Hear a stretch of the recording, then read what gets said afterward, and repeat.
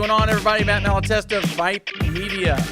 Here to my right, Josh Cook, managing editor, City of Houston, H-Town. Let's talk. We're going to get everybody caught up on what has been going on. We've been off for a few weeks, not off. You know, the Locker Talk's been off. Yeah. Definitely not off. Okay.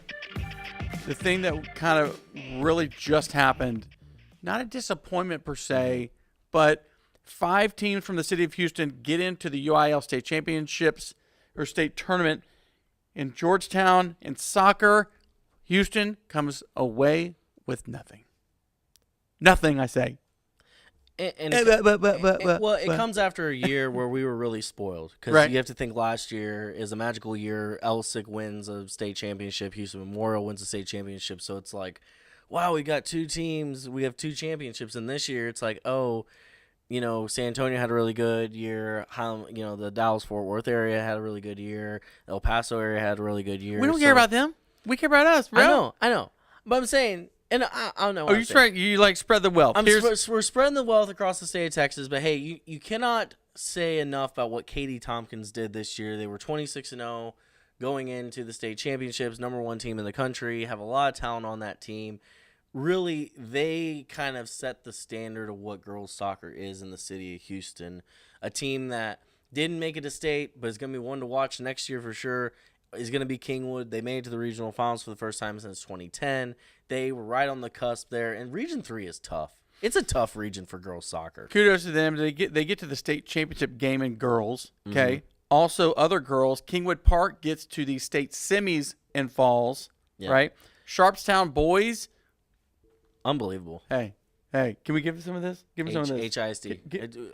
Like this? Yes. I'm not cool enough for Sharpstown, HISD. I think the first time ever they got to the state championship or state tournament in soccer, boys. Amazing. How about College Park?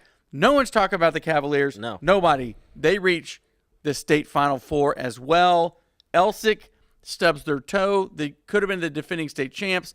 They can't get it done, but they reach state also in the Final Four. Yeah, and they lost a close match 3-2. It's just a battle back and forth. And Kingwood Park, you mentioned them. This ends the illustrious career of Allie Bird now. Mm-hmm. 92 career goals, over 2,000 points scored in basketball, over 1,500 rebounds. She is now off to North Texas. That doesn't make any sense, dude. I'm going to keep it real. And no disrespect to North Texas. This kid is a baller, man. She should be a national recruit. What's going on here?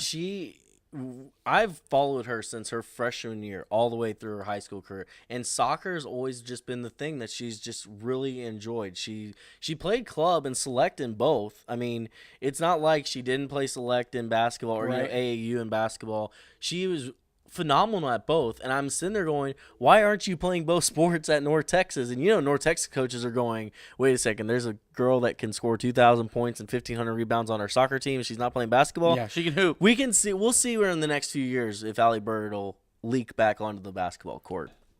All right, let's switch gears from soccer to softball. Houston has some really powerful teams, and we've dominated the landscape of softball for several years. Klein Collins is our number 1 team. However, they've got to go through the Region 2 region of death.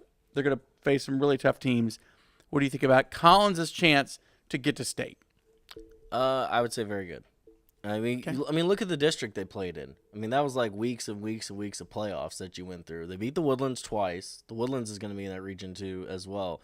You could see a potential rematch somewhere down the road if the bracket lines up correctly. But here's the thing. Klein Collins has the pitching. Kennedy Hines is stellar in the circle. She's stellar at the plate. They've played really good softball all year long. They were really the team that throughout the year I knew they were going to be really good because of last year they reached the regional final. They lose to Oak Ridge. They come back this year. It's like, okay, they had all the pieces. Now how do they get to that 15-6A? And they impressed me through 15-6A. I think it's going to be hard to find teams in the playoffs that are going to be better than the competition that they had to face week in and week out. So we'll see about how they do. Other teams from Region 3 we could talk about in 6A. I mean, I feel Katie's pretty strong. You got your Ridge Points, Deer Park, Alvin, Pearland. Kind of the regular cast of characters. Anybody stick out in that grouping? I mean, Ridgepoint always does. I mean, they always somehow find a way to piece it together year in and year out. Deer Park is always a good program. You always see them make deep runs in the playoffs. Cy Ranch, you can't forget about them. They've got the pieces. They've won their district this year, which that was a tough district as well. And it just keeps going on and on as you look through the 6A rankings. I mean, you mentioned a couple teams. I mean, the Woodlands, we've had them in our top 20 all year long. Spring, undefeated district champions.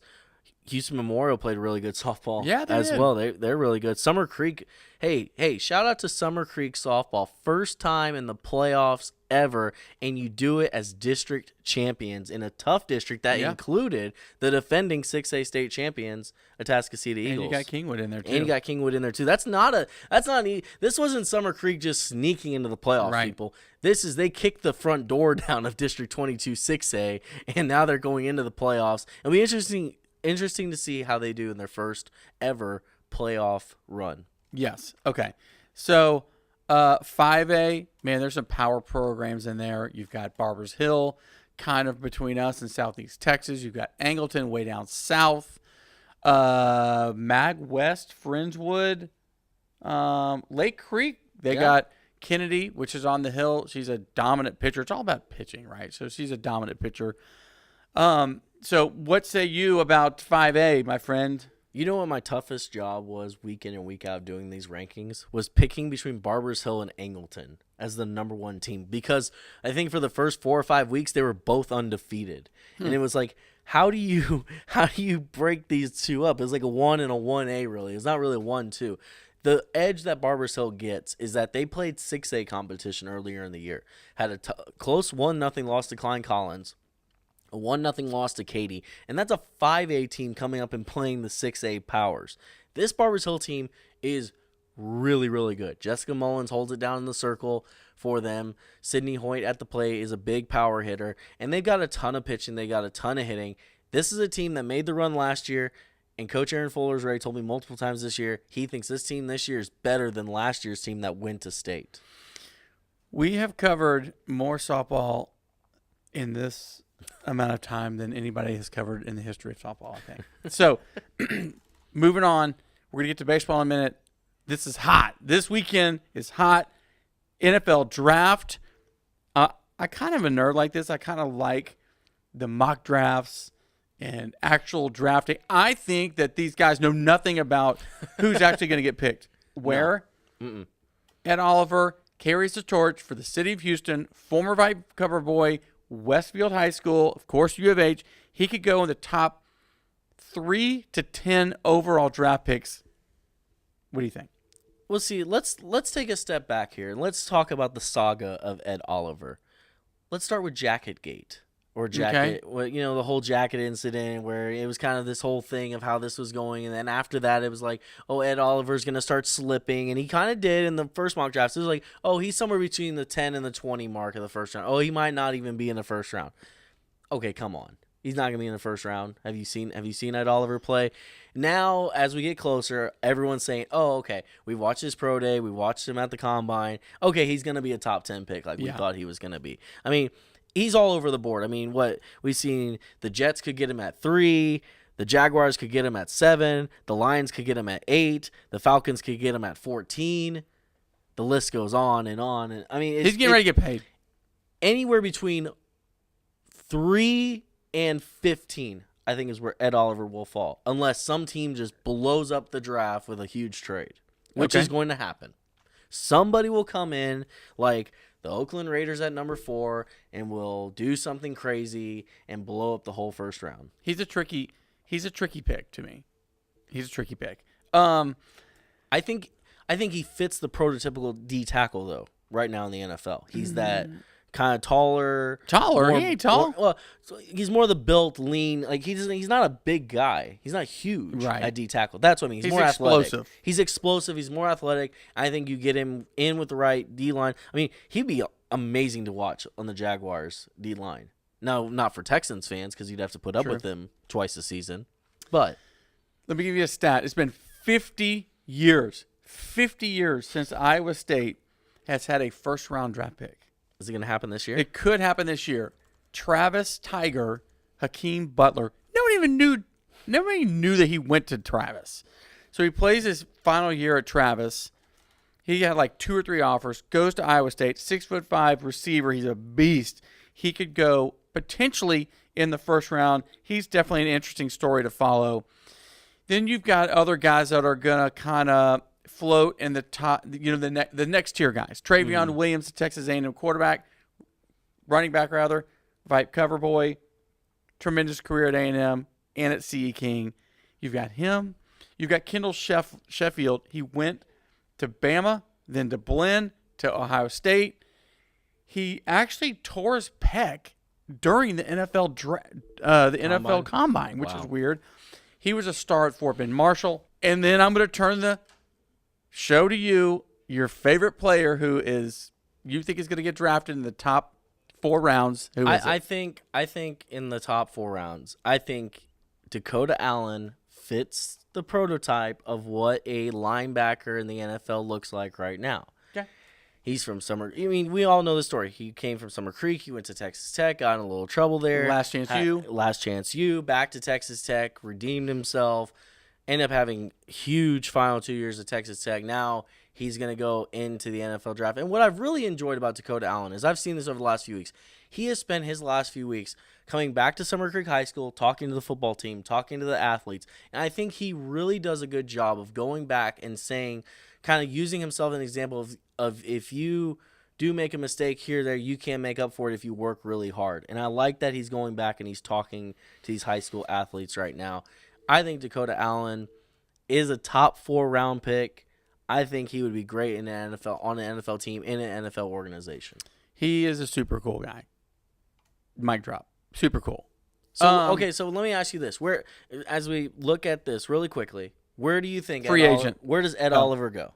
Who, barring someone just blowing the draft up, who would he fit best defensively? I mean, San Fran, yeah, possibly. Giants would be an interesting. The Bills need all sorts of help. Bengals, anywhere really. Yeah. Anywhere. Dolphins, Miami's nice. So let me give you a couple names that we're going to look for in the future. A couple of guys that could potentially. One guy's going to be in the first round. Faux show. He's from Episcopal High School. Walker Little. Nobody really watches Pac-12 football, but he goes to Stanford. Yep. He's a 6'7" offensive lineman. He will be a first rounder next year from Episcopal. He plays at Stanford.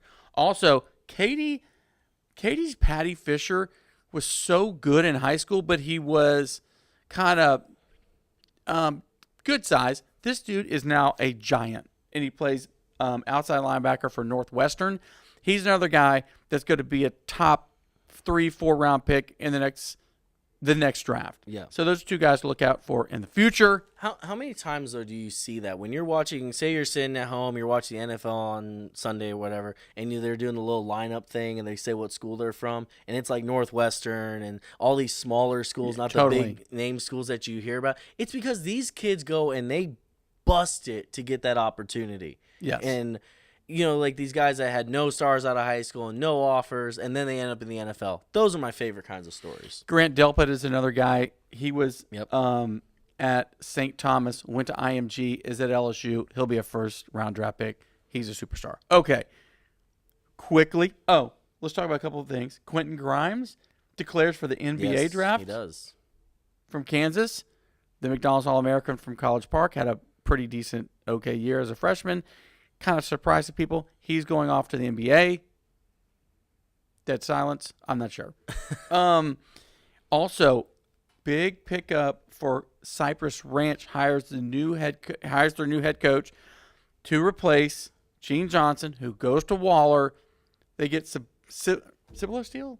No, Converse Judson. Judson's head coach, who has had tremendous success over there. Really good hire for Cy Ranch. It was a bit of a shock hire because the fact that McAuliffe, he is an alum of Converse Judson, and he leaves there to come back to Houston, take the Cy Ranch job. very successful, 54 wins in his 5 years there. Of course, all the playoff success they had, the district championships. Conference Judson was a team in the state that you looked at and went, okay, they're going to be really good at football this year. And now he's going to come into a Cy Ranch team that's going to be loaded with talent, and he's going to do really well. Yes. Okay. Soccer, softball, NFL draft. Next week, we talk a ton of baseball and track. So stay tuned next week. Matt, Josh, producing is Scott Terrell. Behind the camera, Bradley Collier. Thanks to all. Check us out on VYPEHouston.com, VYPE Texas on Instagram, VYPE Texas on Facebook, VYPE Houston on Twitter, and VYPE.Houston on Snapchat. This is VYPE's Locker.